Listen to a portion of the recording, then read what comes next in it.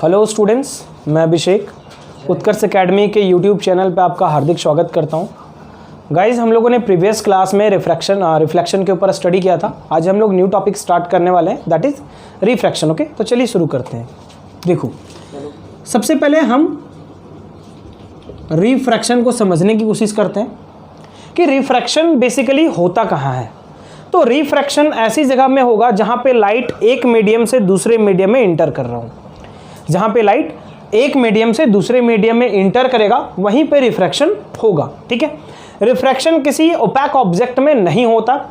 ये ट्रांसपेरेंट में हो सकता है और ट्रांसलूसेंट मीडियम में हो सकता है। ठीक है, तो बेसिकली जब लाइट एक मीडियम से दूसरे मीडियम में इंटर करेगा तभी रिफ्रैक्शन होगा। ठीक है, अब समझना कि रिफ्रैक्शन की डेफिनेशन क्या है। तो सिंपली बेंडिंग ऑफ लाइट, देखो होता क्या है, जब लाइट ना एक मीडियम से, ठीक है, ये वो फर्स्ट मीडियम, लेट्स सपोज कि this is the first medium and this is the second medium. जब लाइट एक मीडियम से दूसरे मीडियम में इंटर करेगा देन इट विल बेंड। अब इंटर कैसे करेगा? So the bending of light when it इंटर्स, कैसे इंटर करेगा? ऑब्लिकली। ध्यान रखना बच्चों, मैंने यहां पे बोला ऑब्लिकली। ठीक है, इसका मतलब ये है कि लाइट जो है वो ऐसे डायरेक्टली परपेंडिकुलर अगर आया कि let's suppose this is the medium और इसके ऊपर हमारे पास बहुत सारे एप्लीकेशन है पढ़ने को इसी चैप्टर में। ठीक है, सॉरी, ह्यूमन आई में इसके ऊपर एप्लीकेशन है जिसमें हम पढ़ते हैं। ये है सपोज करो मीडियम, ठीक है, मीडियम है और यहाँ से ना ऐसे परपेंडिकुलर लाइट आ रही है, तो ऐसे केस में रिफ्रैक्शन ना होके लाइट बिल्कुल ऐसे ही सीधा स्ट्रेट निकल जाएगा वर्टिकली। ठीक है, लाइट अगर रिफ्रैक्शन होना है तो उसे थोड़ा सा बेंट होना पड़ेगा, ऑब्लिक होना पड़ेगा। ठीक है, so that means the bending of light when it enters obliquely from one medium to another medium. तो बेसिकली जब लाइट एक मीडियम से दूसरे मीडियम में इंटर करेगा, how it will enter? Obliquely. Okay, so when light enters obliquely from one medium to another medium it bent. अब bent कैसे करता है समझना। देखो, हमारे पास दो तरह के मीडियम्स हैं। ठीक है, कितने तरह के मीडियम्स हैं? दो तरह के मीडियम्स हैं। अब समझते हैं कि दो तरह के मीडियम्स कौन कौन से हैं और कैसे लाइट अपना बेंट करता है। ठीक है, देखो, first medium is the rarer here while the second medium is the denser. ठीक है, तो we have two types of media. हमारे पास दो तरह के मीडिया हैं। First medium is the rarer while the second medium is the denser. When light enters from rarer to denser, जब भी लाइट रेरर टू डेंसर जाएगा what will happen? It will bent towards the normal. Okay, and when light enters from denser to rarer, it will bend away from the normal. So we have two conditions. First, that the light enters from rarer to denser. Then what happens exactly when light enters from rarer to denser? It bent towards the normal. But when light enters from denser to rarer, it bent away from the normal. I hope आपको यहाँ तक समझ में आया होगा। अब इस चीज़ को मैं जरा बना के दिखाता हूँ आपको फिगर से। ठीक है, कि लेट सपोज कि ये मीडियम है अपना रेरर और ये मीडियम है क्या? डेंसर। ठीक है, लाइट कुछ ऐसे आ रही है, क्लियर है, लाइट आ रही है। So this is the coming रे, सो द इंसिडेंट रे, ये अपना क्या? नॉर्मल। और ये मैंने अगर मीडियम नहीं होता तो कुछ इस तरीके से लाइट बिल्कुल स्ट्रेटली निकल जाती ना। अगर कुछ मीडियम ही नहीं होता तो कोई डिस्टर्बेंस नहीं आता, डिस्टर्बेंस नहीं आता तो लाइट तो आसानी से चला जाता। और चूंकि रेरर टू डेंसर है तो ये है अपना normal, it bend towards the normal, light कुछ ऐसे बेंड कर जाएगी। Second case, this is the denser, this is the rarer. ठीक है, डेंसर टू रेरर, अगेन यही केस में लूंगा। What happens? Bent away from the normal, और ये नॉर्मल से दूर भाग गई। ठीक है, देखो ये है अपना नॉर्मल और ये एक्चुअली में लाइट कुछ ऐसे जाता। अब मैं कह रहा हूँ टुवर्ड्स, तो भैया ऐसे पास आएगी ना वो, तो दिस इज टुवर्ड्स, नॉर्मल की और आ रही है, एंड दिस इज नॉर्मल से दूर जा रहा है, अवे। तो ये था नॉर्मल, अगर ये इधर आता मैं बोलता पास आ रहा है, नहीं ये तो दूर जा रहा है, so that is bent away from the normal. Okay, तो यहाँ पे दो केसेस मैंने आपको बताया, एक रेरर टू डेंसर का और दूसरा डेंसर टू रेरर का। देखो बच्चों, अब आगे मैं आपको बताता हूँ कि ये तो था रिफ्रैक्शन, और रिफ्रैक्शन के दो कंडीशन, एक रेरर टू डेंसर का, दूसरा डेंसर टू रेरर का, ठीक है। एंड रिफ्रैक्शन की डेफिनेशन को हमने समझा, the bending of light when it enters obliquely from one medium to another, ठीक है। अब देखो मैं इसके कुछ फिनोमेना को बताता हूँ, फिनोमेना को, कि बेसिकली रिफ्रैक्शन जो है हमारे डेली लाइफ में कहाँ देखने को मिलता है, ठीक है। तो रिफ्रैक्शन डेली लाइफ में आपको फर्स्ट केस आपको होगा कि अगर आप एक बकेट में पानी भर दें and if you put the stone और a coin in that, what happens, it appears to be raised, तो एक्चुअली में उठा हुआ प्रतीत होगा, और ऐसा आपने करके देखा होगा बहुत बार, आपने किया भी नहीं होगा तो सडनली आपने ऐसे इंसिडेंट्स को ऑब्जर्व किया होगा। सेकेंड, कि अगर किसी ग्लास में या किसी बकेट में अगर मैं पेंसिल या किसी डंडे को डालूं तो वो क्या होता है, बेंट नजर आता है, मुड़ा हुआ नजर आता है, that is also what, refraction, वहां पे भी रिफ्रैक्शन हो रहा है। थर्ड केस, प्रिंट, हाँ अगर कोई पेपर है, किसी पे कुछ लिखा हुआ है, उसके ऊपर अगर आप किसी ग्लास स्लैब को रख दो, what happens, it appears to be raised and the bigger in size, okay, वो थोड़ा सा ऊपर उठा हुआ नजर आता है और उसकी साइज बड़ी नजर आती है। फोर्थ एग्जाम्पल में अगर आपको बताऊं तो फोर्थ एग्जाम्पल हमारे पास है एग और लेमन का, कि अगर नींबू है और किसी ग्लास में अगर उसे हम रखते हैं, ठीक है, और glass is should be the field with water, okay, और उसमें पानी भरा हुआ अगर है, तो what happens if you put the नींबू और दैट मीन्स द लेमन और एग, तो वो अपनी एक्चुअल साइज से बिगर नजर आती है। तो these are the phenomenon which we can observe in our daily life, okay. तो ये वो फिनोमेना है which we can observe to understand the refraction, ठीक है। अब चलिए हम रिफ्रैक्शन के लॉज में आते हैं। फर्स्ट लॉ, अच्छा मैं इसको जरा अगर लिख देता हूँ। फर्स्ट केस मैंने आपको बताया कि stone appears to be raised, stone और कॉइन, स्टोन और coin, what happens, it appears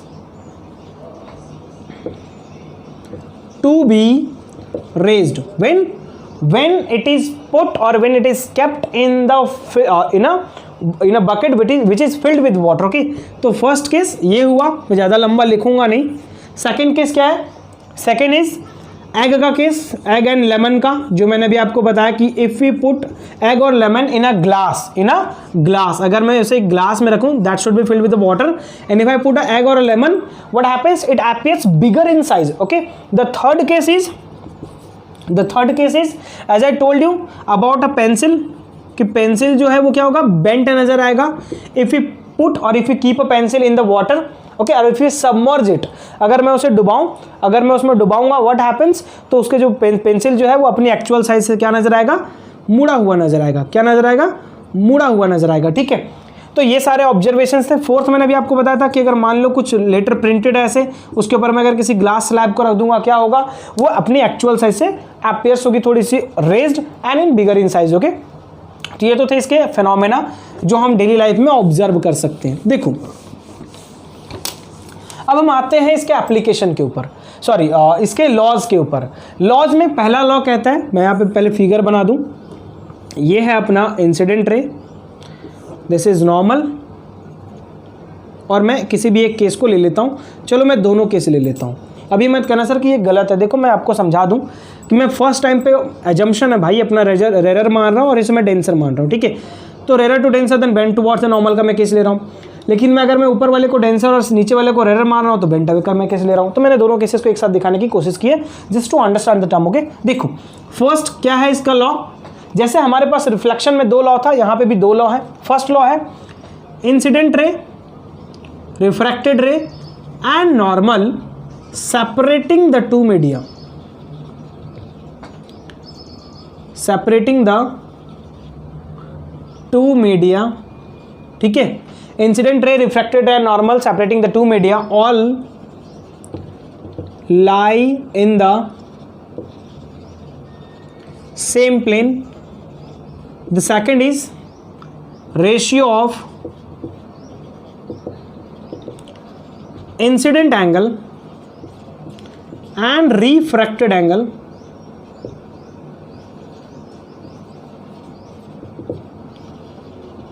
is constant, ठीक है। तो दो लॉ है, इसमें से हम पूरा का पूरा काम करते हैं सेकंड लॉ के ऊपर, ठीक है। ध्यान रखना, incident ray, reflected ray, normal separating the two media all in the same plane. The second is what, ratio of incident angle and the reflected angle is what, the constant, okay. Now अब मैं जरा इस term को समझाता हूं, sine i upon sine r, ये sine है क्या, मैं आपको जब बताऊंगा इसके ऊपर बेस्ड न्यूमेरिकल्स तब मैं आपको इस चीज़ को समझाने की कोशिश करूंगा, ठीक है। इज व्हाट कांस्टेंट, और इसी को हम स्नेल्स लॉ के नाम से जानते हैं। किसके नाम से? Snell's law. Basically Snell's law दिया किसने था? तो एक प्रोफेसर थे जिनका नाम था प्रोफेसर स्नेल विल ब्रॉड, ठीक है। और ये एक डच प्रोफेसर थे, डच मतलब डच प्रोफेसर तो थे, मतलब ये एक मैथमेटिशियन थे, ठीक है, मैथमेटिशियन थे, और ये एक एस्ट्रोनॉमर भी थे,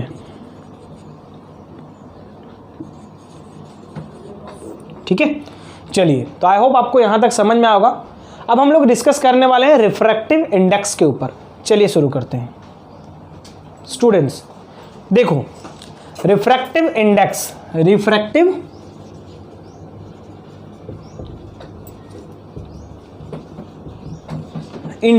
ठीक है। रिफ्रैक्टिव इंडेक्स जिसे हम RI भी बोलते हैं और इसे हम N से भी दिखाते हैं, ठीक है। रिफ्रैक्टिव इंडेक्स जिसे हम RI या N भी कहते हैं, सिंबलाइज करते हैं उसे हम बेसिकली N से, ठीक है। देखो, रिफ्रैक्टिव इंडेक्स है क्या? Refractive index that means the amount of change in the speed of light, amount of change in the speed of light when it enters। अब जानते कहां से कहां इंटर करेगा? From first medium to another medium, है ना। किसी भी एक मीडियम से दूसरे मीडियम में जब लाइट इंटर करेगा तब रिफ्रैक्टिव इंडेक्स के कंडीशंस मैंने आपको बताया कि amount of change in the speed of light. देखो, जब मैंने आपको फर्स्ट क्लास दिया था रिफ्लेक्शन के ऊपर, तो उस फर्स्ट क्लास में मैंने आपको एक बात बताया था, प्रॉपर्टीज ऑफ लाइट। और उस प्रॉपर्टीज ऑफ लाइट में मैंने आपको बताया था कि लाइट के पास दो तरह की प्रॉपर्टीज है, एक वेव और दूसरा पार्टिकल, ठीक है। तो wave as well as particle nature तो लाइट के पास है ही। अब पार्टिकल नेचर है तो मैंने आपको एक केस बताया था कि why light is able to travel in the vacuum, है ना, और why light travels in the vacuum, because light की प्रॉपर्टी ही वेव नेचर की है। और वेव नेचर क्या है? तो वेव नेचर है तो it does not require any medium, उसे मीडियम की कोई रिक्वायरमेंट है नहीं, that's why light is abled और light travels in the vacuum. But light, अगर लाइट के पास पार्टिकल नेचर भी है ना, तो लाइट अगर किसी मीडियम में इंटर करेगा तो उसमें कुछ प्रॉब्लम्स आएंगी। प्रॉब्लम्स क्या आएगा? तो as I told you, amount of change in the speed of light, मतलब लाइट का जो अमाउंट है, स्पीड का अमाउंट जो है वो चेंज करेगा। अब चेंज करने का मतलब है बढ़ेगा भी घटेगा भी, बट मैंने आपको वहीं पे एक और टर्म बताया था, that is what? Maximum speed. And I had told you that light की मैक्सिमम स्पीड जो वैक्यूम में है that is 3 × 10⁸ metre per second, है ना, वैक्यूम में। और आपने पढ़ा भी है क्लास 9 में से, हम C से सिंबलाइज करते हैं, that is speed of light in vacuum, that is 3 × 10⁸ metre per second. This is the maximum speed. And if I am telling you कि लाइट की स्पीड जो है वो अकॉर्डिंग टू द मीडिया क्या होगा? चेंज करेगा। तो अगर उसकी स्पीड चेंज करेगी तो चाहे वो घटेगा, हो सकता है बढ़ेगा, बट 3 × 10⁸ मीटर से ज़्यादा उसकी लाइट नहीं हो सकती। क्लियर है? ठीक है। देखो, तो अभी मैंने बताया amount of change in the speed of light. देखो, अब हमारे पास दो तरह के रिफ्रैक्टिव इंडेक्स हैं, एक है एब्सोल्यूट और दूसरा है रिलेटिव, ठीक है। एब्सोल्यूट रिफ्रैक्टिव इंडेक्स और दूसरा रिलेटिव। देखो, एब्सोल्यूट रिफ्रैक्टिव इंडेक्स इसको बोलते हैं, RI अभी मैंने बोला था, है ना, RI, जिसे हम सिंबलाइज किसे करते हैं? N से, और इसको हम लिखते हैं C/V, C/V, ठीक है। Speed of light in vacuum और नीचे स्पीड ऑफ लाइट इन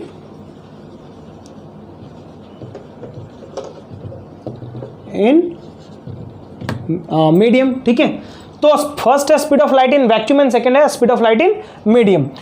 तो ये था अपना एब्सोल्यूट रिफ्रैक्टिव इंडेक्स। तो बेसिकली जब लाइट वैक्यूम से किसी मीडियम में इंटर करता है तो उसी को हम एब्सोल्यूट रिफ्रैक्टिव इंडेक्स के नाम से जानते हैं। देखो, रिलेटिव रिफ्रैक्टिव इंडेक्स क्या है? तो रिलेटिव रिफ्रैक्टिव इंडेक्स जब लाइट किसी एक मीडियम से दूसरे मीडियम में इंटर करे, सपोज कि लाइट अगर इंटर कर रहा होगा वाटर से ग्लास में या ग्लास से डायमंड में, ठीक है।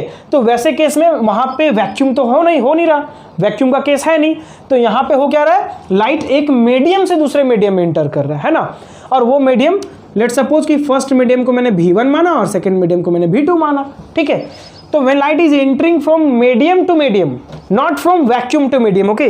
अगर किसी एक मीडियम से दूसरे मीडियम में इंटर कर रहा, अगर वैक्यूम से नहीं इंटर कर रहा, तो वैसे केस को मैं बोलता हूं क्या, रिलेटिव रिफ्रैक्टिव इंडेक्स, ठीक है। जैसे कि मैंने आपको बताया कि ग्लास से डायमंड में जा सकता है या वाटर टू ग्लास हो, ठीक है, उस तरीके के केसेस में, तो वो होगा अपना क्या, relative refractive index, that is V2/V1।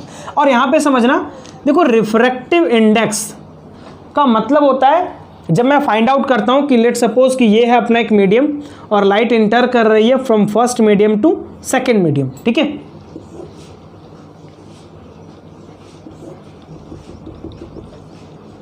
और मान लिया मैंने कि बेंड कर गया टुवर्ड्स द नॉर्मल, आप कुछ भी मान सकते हो, ठीक है। अब यहाँ पे जब मैं रिफ्रैक्टिव इंडेक्स निकालता हूं तो मैं निकालूंगा refractive index of the second medium with respect to first medium, और मैं इसे शॉर्ट में N/1 भी लिख सकता हूं। तो आप जो भी रिफ्रैक्टिव इंडेक्स, जैसे ये भी रिफ्रैक्टिव इंडेक्स है, तो ये भी refractive index of the second medium है with respect to first medium.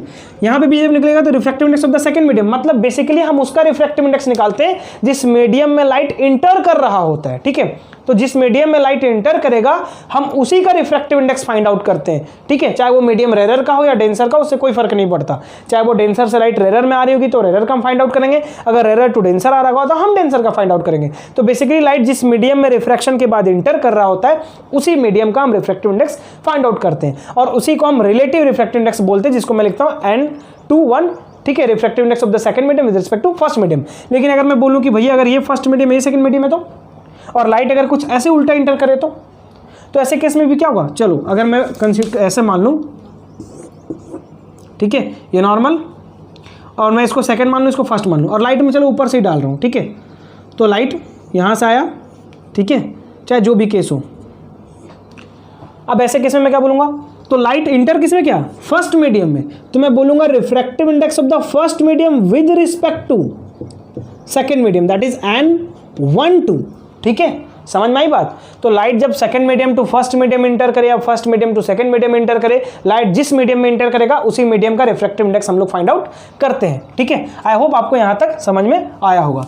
चलिए आगे बढ़ते हैं और समझने की कोशिश करते हैं। देखो मैंने आपको बताया कि रिफ्रैक्टिव इंडेक्स का मतलब है कि जब लाइट एक मीडियम से दूसरे मीडियम में इंटर करता है तो भैया उसका अमाउंट चेंज कर जाता है। किस चीज़ का अमाउंट, उसकी स्पीड का अमाउंट चेंज कर जाता है, ठीक है। अब एक चीज़ समझना, रिफ्रैक्टिव इंडेक्स बेसिकली है क्या। रिफ्रैक्टिव इंडेक्स कुछ नहीं है, सिंपली रिफ्रैक्टिव इंडेक्स हमें ये बताता है कि एक रेशियो, ठीक है, एक रेशियो की लाइट एक मीडियम से दूसरे मीडियम में इंटर कर रही है तो कितने का चेंज आ रहा है, कितने का चेंज आ रहा है, ठीक है।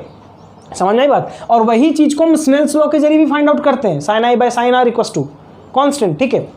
रिफ्रैक्टिव इंडेक्स भी अपना क्या है, कांस्टेंट टर्म है। क्लियर। देखो अब हम जरा आगे बढ़ते हैं और समझने की कोशिश करते हैं। देखो अभी मैंने आपको रिफ्रैक्टिव इंडेक्स रिलेटिव में समझाया था कि ri या तो फिर N/1 इक्वल्स टू मैंने भी लिखा था V1/V2, ठीक है। क्लियर।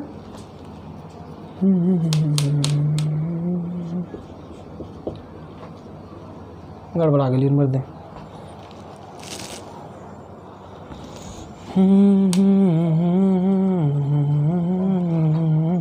देखो N/1 V1/V2, ठीक है।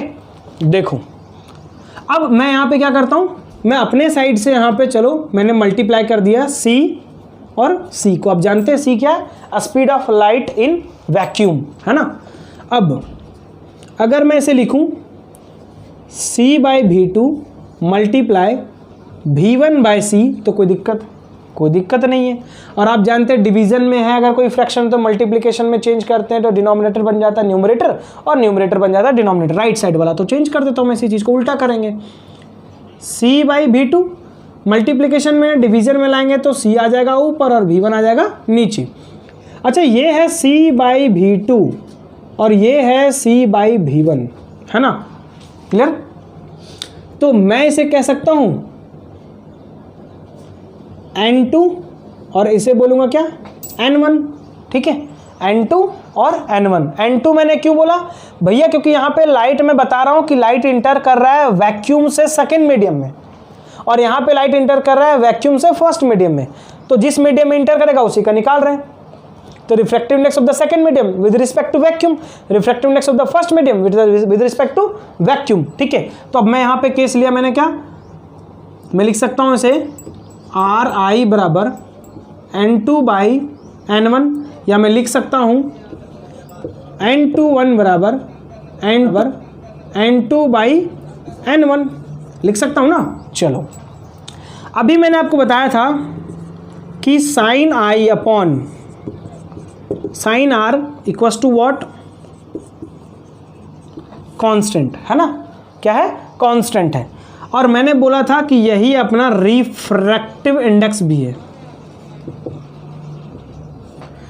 तो अगर यही अपना रिफ्रैक्टिव इंडेक्स है और ये भी अपना रिफ्रैक्टिव इंडेक्स है तो दोनों को पुट कर देते हैं। तो मैं लिख सकता हूं कि sine i upon sine r equals to N2 upon N1, बिल्कुल लिख सकते हैं। चलो, अब मैं इसको क्या करता हूँ, क्रॉस मल्टीप्लाई कर देता हूँ। तो मैं इसे लिखूंगा N1 sine i equals to N2 sine are.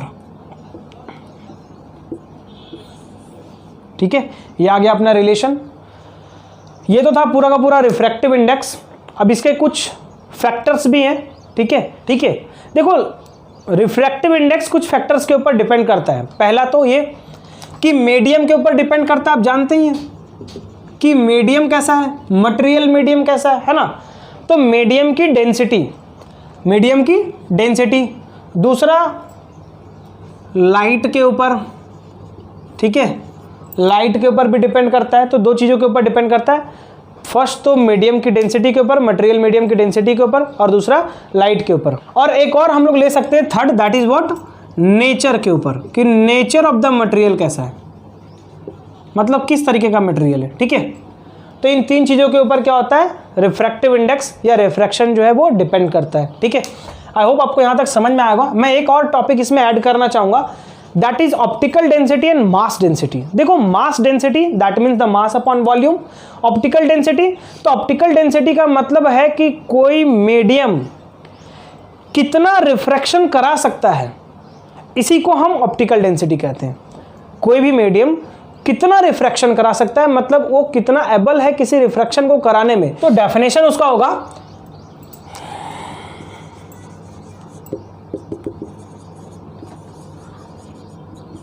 Optical density of a medium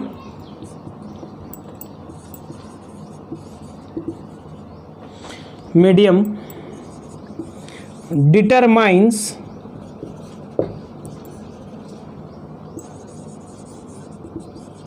the ability of the medium to refract। ठीक है, चलिए, तो आज का क्लास हम लोग यहीं ख़त्म करते हैं। नेक्स्ट क्लास में मिलेंगे। नेक्स्ट क्लास में हम लोग लेंस के ऊपर स्टडी करेंगे। Thank you.